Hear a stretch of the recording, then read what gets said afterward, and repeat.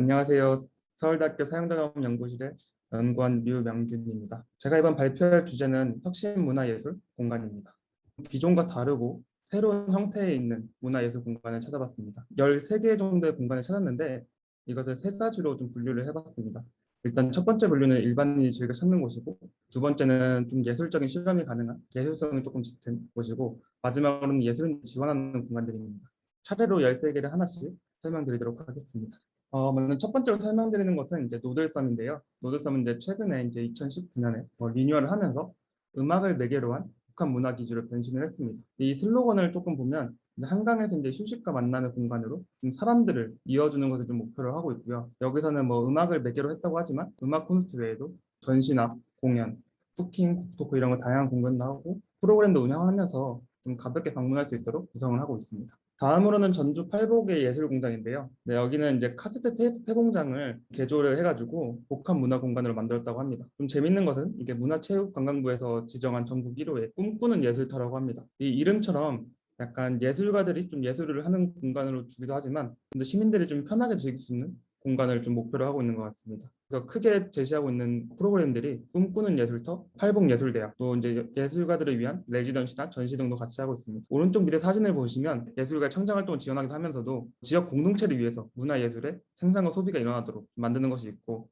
예술 놀이터와 같이 상상력과 창의력을 좀 꿈꿀 수 있는 이런 공간을 목표로 하고 있습니다. 다음으로는 청주에 있는 동부창고입니다. 여기는 이제 과거에 이제 보관창고를 좀 시민 문화예술 거점 공간으로 좀 재탄생하고자 했던 공간입니다. 앞서 팔복예술공장과 비슷한데 또 이제 좀 시민들을 위해서 좀 개방을 많이 하고 쉽게 접근할 수 있도록 하고 있습니다. 여기서는 뭐 생활 문화에 관련된 것들을 많이 하고 있고, 또 커뮤니티나 이벤트, 또 예술 교육도 이제 준비를 하고 있다고 합니다. 또한 뭐 전시와 공연, 예술 연습을 위한 공간도 있고, 또 클래스 교육도 있고, 도서관도 있으며 이제 목공이나 갤러리 등도 존재하면서 다양한 복합적인 문화 공간으로 형성하고 있고요. 옆에 사진을 보시는 것 같이 폐공장을 이제 리뉴얼하면서 힙한 곳을 찾으면서도 그 안에 카페나 목공예 같은 이런 좀 대중에게 친근한 장소도 제공하면서 사람들을 즐겨 찾을 수 있도록 하고 있습니다.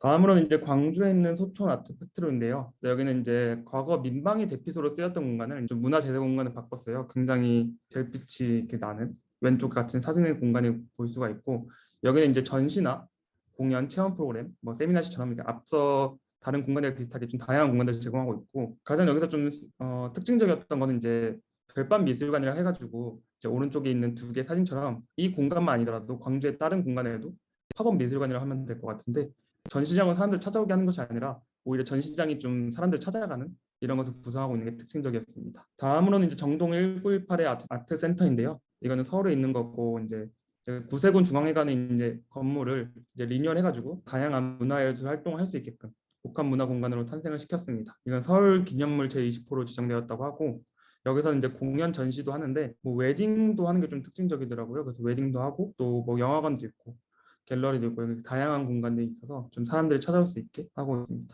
이제 앞서는 이제 일반인들을 좀 잘 찾아올 수 있는 좀 재미있는 공간을 말씀드렸다면, 지금부터는 이제 좀 예술적 실험이 가능한 좀 더 예술이 중점으로 다루고 있는 공간들을 소개시켜드리도록 하겠습니다. 첫 번째는 이제 을지예술센터인데요. 여기는 이제 시각예술하고 공간예술을 이제 중심으로 하고 있고요. 아무래도 을지로가 이제 뭐 힙지로랑 하듯이 굉장히 힙한 공간으로 좀 유명해지면서 이러한 예술들이 많이 성행하고 있고, 또 예술가들이 되게 많아가지고 그 사람들을 좀 묶어내고 있는 이런 역할을 하고 있어요. 그래서 쿼트를 보시면 이제 을지로의 작가들이 이제 독자적으로 활동 많이 했는데, 을지 예술센터가 생김으로써 유대감도 생기고 안정감 생겼다라고 말을 하고 있습니다. 이제 을지로가 워낙 오래된 동네고 오래된 공장도 많고 이렇다 보니까 그 지역의 특성을 기반으로 산업과 예술에 이제 묶어가지고 하는 게 특징적이라고 볼 수 있습니다. 또한 을지로는 이제 제조 산업이 조금 있어가지고 시제품 제작에도 효율적이다라고 말할 수 있을 것 같습니다. 다음으로는 이제 마포에 있는 문화 비축 기지인데요. 산업화 시대의 유산이라고 할 수 있는 마포 석유 비축 기지가 있었는데, 그것을 이제 도시 재생을 통해서 문화 공원의 형태로 만들었어요. 그래서 5개 탱크는 문화 공간을 만들고, 또 탱크를 이제 해체하면서 생긴 철판을 이용해가지고 커뮤니티 센터도 짓기도 하고 문화공간을 만들었는데, 공간이 워낙 크고 구조물들이 어떻게 보면 예술적인 게 있기 때문에 이런 구조물을 활용한 예술들을 많이 지향을 하고 있어요. 그래서 뭐 이 공간 에서 미디어 아트를 한다든지 공간의 특성을 살려서 이런 예술 작품들을 활동하고 있고, 크게 보면 이제 뭐 아트랩에서 이제 장소 지원 프로젝트도 하고, 모든 또 예술 작품이 또 이런 공간에 엮여 있는 것이 아니라 또 장르 한계 없이도 하고 있고, 또 글로벌 위크라고 해가지고 이제 이건 2019년부터 시작한 건데 공간에서 이 공원의 이제 축제 같은 이제 것도 하고 있고 또 랜선으로도 이 유튜브를 통해서 아트 앤 스토리를 진행을 하고 있습니다. 이 마포 문학기 비축기제에 한마디를 좀 더 얹고 싶은데 사진을 보는 것도 유튜브 정말 열심히 하고 그 안에서 기획자들이 정말 열심히 예술 활동하는데 최근에는 굉장히 뉴스의 기사처럼 유령 전시장 조금 됐다고 하더라고요. 그래서 처음에는 이제 2017년 뭐 이때 개장을 했을 때는 뭐 축제나 서커스를 이런 다양한 행사를 좀 많이 했다고 해요. 근데 행사만 하다 보니까 뭐 특화 콘텐츠가 없고 굳이 그 공간에서 받는 이런 예술적인 특색이 안 드러나서 조금 지금은 좀 힘들어졌다라는 이런 비판적인 기사도 있었다는 점. 그래서 다음으로 이제 넘어가면 여덟 번째로 이제 광명에 있는 업사이클 아트센터를 이제 소개해드리려고 하는데요. 여기는 이제 이름 그대로 업사이클을 주제로 다루고 있어요. 그래서 버려진 물건들에 대해서 좀 예술적 가치로 더한 다음에 다양한 전시나 교육 이벤트를 진행하는 공간이라고 합니다. 왼쪽 사진만 보면 딱 이 공간의 특색이 드러나는 공간이라고 할 수 있습니다. 아홉 번째로는 이제 대전 신세계의 아트 앤 사이언스를 이제 얘기 드리고 싶은데 6층과 7층을 이제 컬처 앤 사이언스라고 해서 새롭게 문화 공간을 만든 형태예요. 눈길을 끄는 거는 이제 넥스페리움관이라고 해서 이제 카이스트랑 협업을 한 전시관이 있는데 그 카이스트 연구 성과를 전시를 하고 있다고 합니다. 기사에 나오는 카이스트 융합교육연구센터 연구소장님이 말씀하신 커트를 좀 따왔는데 전시물 전체가 카이스트 연구진의 연구 성과물이다. 연구실 날 것을 전시도 가져와서 대중에 해설했다는 점이 대전이란 지역의 특색도 잘 먹고 카이스트가 있는 좀 상징적인 의미도 잘 담은 케이스라고 볼 수 있을 것 같습니다. 다음으로 이제 열 번째 광주 미디어 아트 플랫폼인데요. 광주가 미디어 아트 도시라고 하더라고요. 그래서 이 공간은 미디어 아트에 특화된 공간이라고 합니다. 그래서 2014년에 이제 12월에 광주가 세계에서 네 번째로 유네스코 미디어 아트 창의 도시로 지정되면서 이 공간이 생겼다고 하고요. 유네스코라는 기관에서 이제 지정하다 보니까 다른 창의 도시들과도 교류도 많이 하고 미디어 아트를 특히 중점적으로 해서 예술적 자산으로 재구축하려고 하고 있습니다.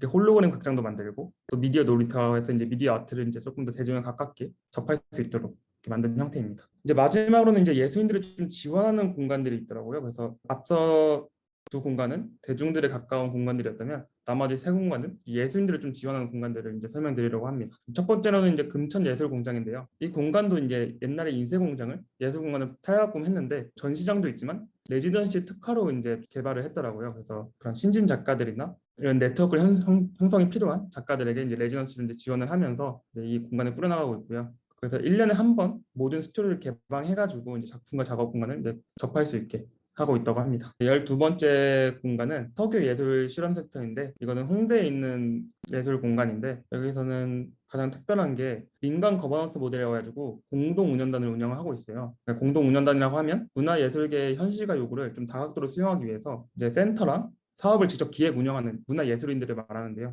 이제 센터 중심을 운영하는 것이 아니라 센터와 동시에 예술인들이 같이 이렇게 운영을 한다는 게 좀 특징적이었고요.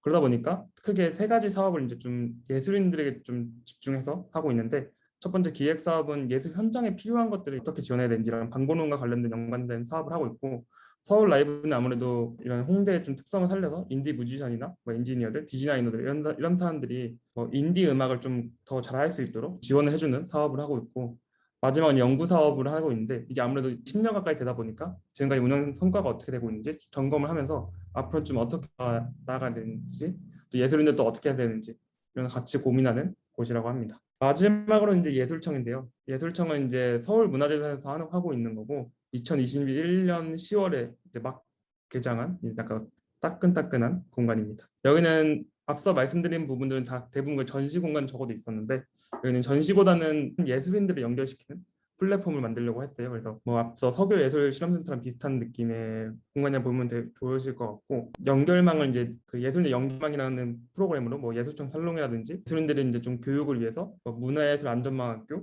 창작소, 연구소 이런 것을 운영하고 있습니다. 또 하나 좀 특징적인 것은 이제 예술청에서는 뉴 아트마켓이라고 해가지고 예술 거래소를 운영하고 있는데 여기는 이제 예술인들과 예술인들을 연결해주기도 하고 예술인하고 향유자를 이제 연결해주기도 하는데 예술 콘텐츠들을 두 사이에서 거래가 가능하게끔 뭐 교환이나 판매가 될 수도 있고 좀 나눔이 될 수도 있고 교류가 쉽도록 플랫폼을 좀 운영하고 있습니다. 이렇게 왼쪽 사진과 같이 이렇게 한 명 한 명 자기가 뭘 제공할 수 있는지 예술적인 이런 자기 능력, 재능 기부와 비슷한 재능 판매 이런 거 하게끔 도와주는 플랫폼 만들었고요. 또 예술청에서는 자체적으로 이제 유튜브에 그런 작가들을 소개해주는 프로그램도 하고 있습니다. 네, 지금까지 이렇게 13개의 공간들을 밟고 이런 공간들을 참고하면 좋은 사례가 될 것 같습니다. 네, 제가 준비한 자료는 여기까지이고요. 네.